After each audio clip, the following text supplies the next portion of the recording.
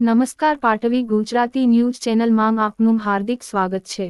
કવાંટ તાલુકાના અમલવાડ ગામના રહેવાસી રાઠવા ગણેશભાઈ જેઓ કવાંટ નસવાડી રોડ પર MGVCLની કચેરીની સામે હોલસેલ અને રિટેલ અનાજ કરિયાણાનો ધંધો કરે છે અને રહે છે, જેઓ રાત્રિ 1 કલાક દરમિયાન આકસ્મિક આગ લાગતા સંપૂર્ણ સરસામાન બળીને ખાખ થઈ ગયો છે। અમલવાડ ગામના રહેવાસી રાઠવા ગણેશભાઈ જેઓ કવાંટ નસવાડી રોડ પર MGVCL કચેરીની સામે પ્રોવિઝન સ્ટોરની દુકાન ચલાવે છે, જેઓ હોલસેલ અને રિટેલ માંગ ધંધો કરીને પોતાનું જીવન ગુજરાન ચલાવે છે। ગણેશભાઈ આગળના ભાગે દુકાન અને પાછળના ભાગે રહેઠાણ છે। રાત્રે તેઓ અસહ્ય ગરમીના કારણે પોતાના પત્ની અને છોકરાઓ સાથે ઘરના ધાબા ઉપર સૂવા માટે ગયેલ, ત્યારે રાત્રિ 1 કલાકે ઘરમાંથી ધુમાડો નીકળતા તેઓએ પોતાની પત્ની અને બાળકો સાથે તાત્કાલિક ધાબા ઉપરથી નીચે ઉતરીને જોતા સંપૂર્ણ દુકાન અને રહેઠાણનો ભાગ આગની લપેટમાં આવી ગયો હતો। તેઓ તાત્કાલિક ફાયર બ્રિગેડમાં જાણ કરતા છોટાઉદેપુર ફાયર બ્રિગેડ સ્થળ પર પહોંચી હતી। ફાયર બ્રિગેડના જવાનો દ્વારા 4 કલાકની ભારે જહેમત બાદ આગને કાબૂમાં લીધો હતો, પરંતુ દુકાન અને ઘરવખરી સંપૂર્ણ બળીને ખાખ થઈ ગયેલ। ગણેશભાઈના જણાવ્યા મુજબ હાલમાં લગ્ન પ્રસંગની ચાલી રહ્યા છે, ત્યારે દુકાનના 3 લાખ રૂપિયા રોકડા તેમજ 18 લાખનો માલ સામાન સંપૂર્ણ બળીને ખાખ થઈ ગયો હતો। આ કારણે ગણેશભાઈ અને તેમના પરિવાર પર આભ તૂટી પડ્યું હતું।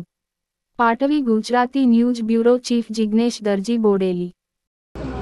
ગામડે થી પણ ટેન્કર લાવ્યા એ રીતે આગને કાબૂમાં લેતા બહુ સમય લાગ્યો, 4 થી 4 કલાક જેવો લાગ્યો છે। ફાયર વાળા કેટલા કલાકમાં આવેલા? એ તો અડધો કલાક જેવો આવી જશે, પહોંચી જશે, અડધો કલાકમાં આવી ગયા। આવી જશે। આશરે કેટલું નુકસાન તમને લાગે છે? આશરે મારે 3 લાખ તો રોકડા પડી જશે હા, અને વત્તા ચાંદી 4 કિલો જે ચાંદી છે એ પણ મળી આવશે। ભાઈ મેં દ્વાર આપી દીધી। અને માલ સામાન માલ સામાન લગભગ 18 લાખની આસપાસ છે।